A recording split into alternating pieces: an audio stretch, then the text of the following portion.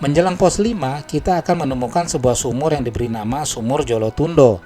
Gua ini merupakan sebuah gua vertikal yang di dalamnya terdapat sumber air yang kecil, namun saat ini sudah ditutup. Sumur Jolotundo Gunung Lawu dipercaya oleh para peritual sebagai gerbang gaib yang tembus ke kerajaan Nyi Roro Kidul di pantai selatan. Sumur itu berasal dari sumber air yang menetes dari celah-celah bebatuan gua.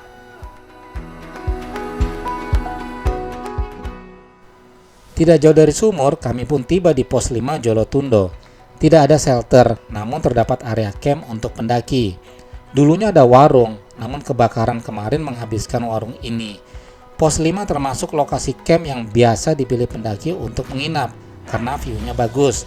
Namun tampaknya pos 5 ini agak terbuka dan dilewati jalur angin.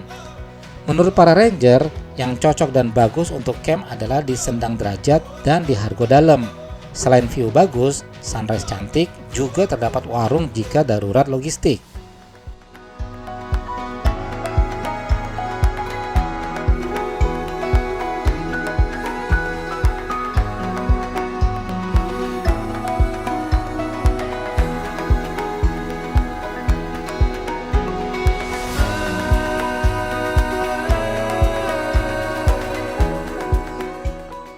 Dari pos 5 menuju Sendang Derajat, jalur cenderung landai dan naik turun.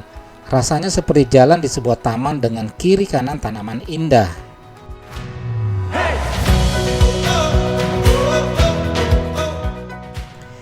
Oh ya, sebenarnya nama asli Gunung Lawu adalah Wukir Mahendra. Menurut legenda, Gunung Lawu merupakan kerajaan pertama di Pulau Jawa yang dipimpin oleh raja yang dikirim dari Kayangan karena terpana melihat keindahan alam di seputar Gunung Lawu. Sejak zaman Prabu Brawijaya V, Raja Majapahit pada abad ke-15 hingga Kerajaan Mataram II, banyak upacara spiritual diselenggarakan di Gunung Lawu. Hingga saat ini, Gunung Lawu masih mempunyai ikatan yang erat dengan Keraton Surakarta dan Keraton Yogyakarta, terutama pada bulan Suro. Para kerabat keraton sering berziarah ke tempat-tempat keramat di puncak Lawu.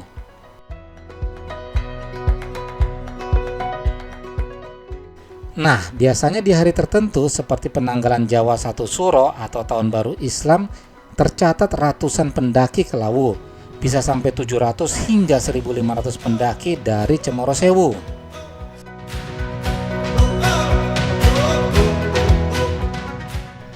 Gunung Lawu sendiri memiliki 2 kaldera. Kaldera pertama ada di jalur ini, berada di sisi kiri, biasa disebut Lembung Selayur. Tampak dari atas seperti lukisan alami, sangat indah di antara kabut yang turun. Kaldera satu lagi berada persis di bawah puncak Hargo Dumila, disebut Telaga Kuning, yang di musim penghujan biasanya terbentuk telaga kecil. Kaldera di Lawu ini disebut-sebut sebagai kaldera terbesar di Pulau Jawa.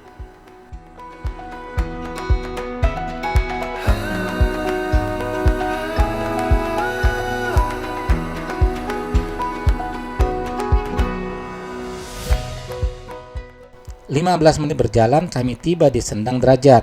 Sendang Derajat menjadi penanda bahwa puncak sudah dekat.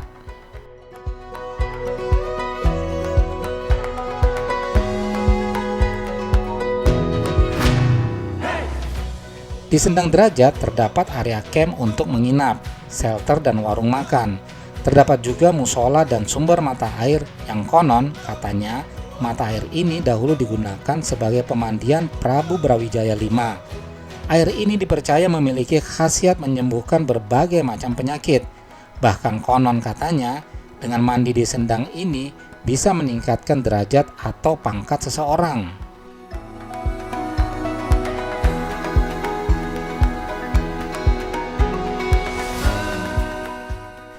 Camp di Sendang Derajat disebut-sebut sebagai salah satu spot terindah di Gunung Lawu. Selain camp di Hargo Dalem dekat warung Boyem yang legendaris itu.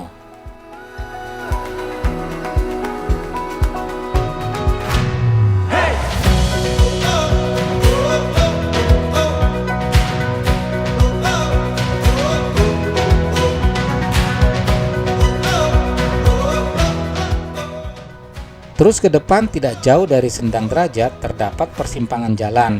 kanan ke Hargo Dalem tembus ke Warung Boyem, dan kiri menuju puncak Gunung Lawu Hargo Dumila. Kami memutuskan ke kiri untuk ke puncak Hargo Dumila terlebih dahulu. Turunnya nanti kami baru ke Boyem melalui jalan tembus langsung dari puncak Hargo Dumila ke Hargo Dalem Warung Boyem.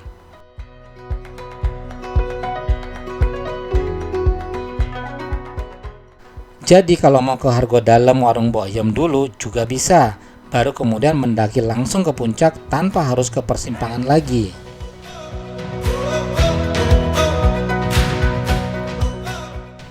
Hargo Dalem menjadi titik temu para pendaki yang melakukan pendakian via Cemoro Kandang dan Candi Ceto. Puncak Hargo Dalem disebut-sebut menjadi tempat terbaik jika ingin melihat pemandangan sunrise di pagi hari. Sedangkan Hargo Dumila adalah puncak tertinggi Gunung Lawu, tempat terbaik untuk melihat lautan awan di segala sisi Gunung Lawu.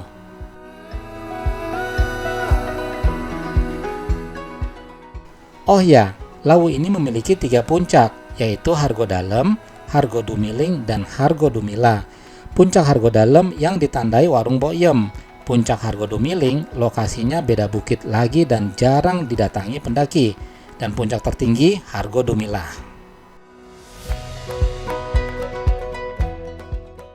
Dari persimpangan menuju puncak Hargo Dumila dipenuhi pohon cantigi gunung.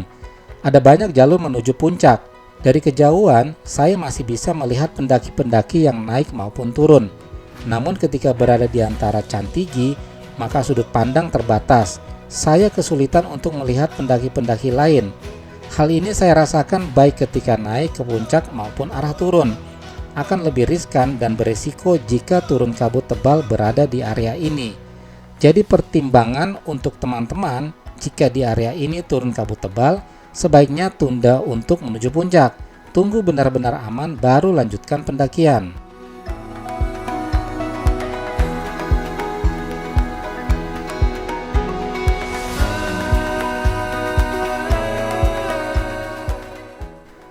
Banyak kejadian pendaki hilang tersesat di Gunung Lawu, yang kebanyakan di area puncak. Menurut saya, karena area puncak ini banyak jalur, yang membuat pendaki harus hati-hati dalam memilih jalur. Apalagi setelah kelelahan mendaki dari base camp, maka konsentrasi menurun. Dan seperti yang saya sampaikan tadi, jika kabut turun maka lebih sulit lagi melihat arah, hingga bisa mengakibatkan disorientasi medan.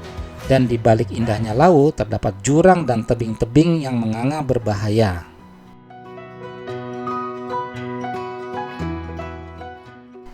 Di antara banyak jalur menuju puncak, jika ke arah kiri maka akan tembus ke kaldera Telaga Kuning.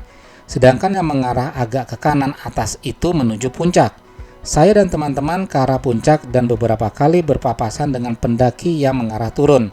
Mereka selalu memberi semangat kepada kami bahwa puncak sudah dekat, sedikit lagi, tinggal 1 tanjakan dan ucapan-ucapan semangat lainnya. Inilah bagian yang seru bagi para pendaki, saling memberi semangat kepada pendaki lainnya.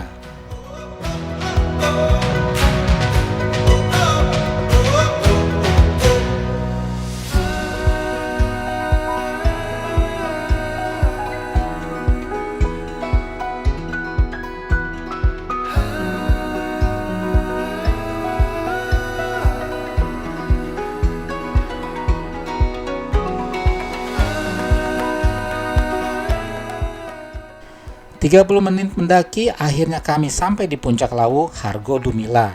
Cuaca berkabut menyambut kami. Jika cuaca cerah, maka dari puncak akan kelihatan kemegahan panorama dari gunung lain seperti Gunung Merbabu, Semeru, dan Merapi.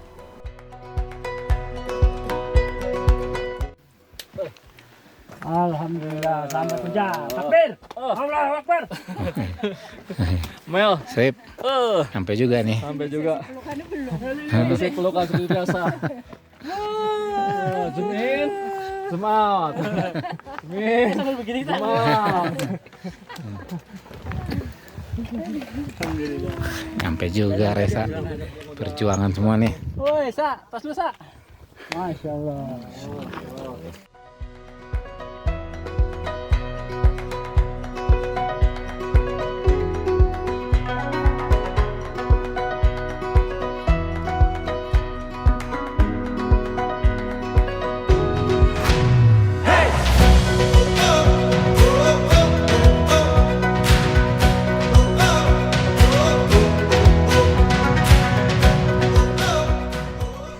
Di Gunung Lawu terkenal dengan suhu dinginnya yang kadang tiba-tiba datang.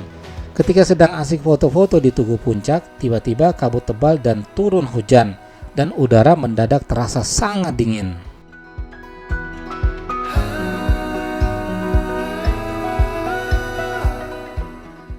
Suhu dingin seperti ini berpotensi menyebabkan hipotermia, maka pendaki perlu membawa perlengkapan mendaki yang memadai.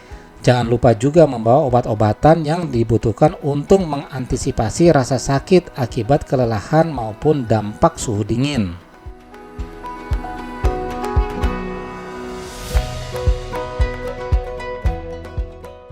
Dan ketika turun, di perjalanan kami bertemu dengan tim ranger gunung yang sedang menangani pendaki yang kelelahan dan mengalami gejala hipotermia.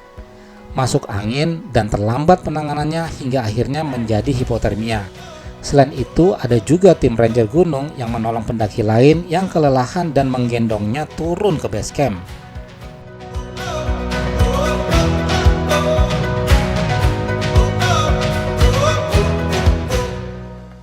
Dari puncak, kami turun dengan selamat dan masih ditemani kabut lawu. Setiap langkah meninggalkan cerita yang tak terlupakan. Terima kasih Lawu, kabutmu tetap asik buatku. Demikian pendakian Gunung Lawu, sampai bertemu di atap langit Indonesia selanjutnya.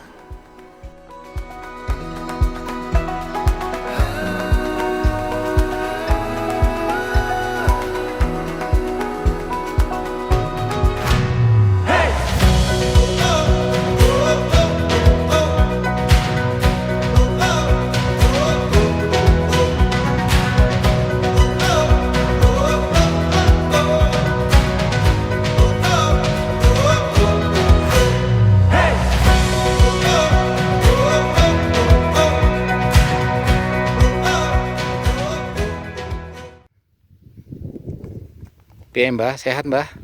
Alhamdulillah. Oh, boten napa-napa toh? Cih.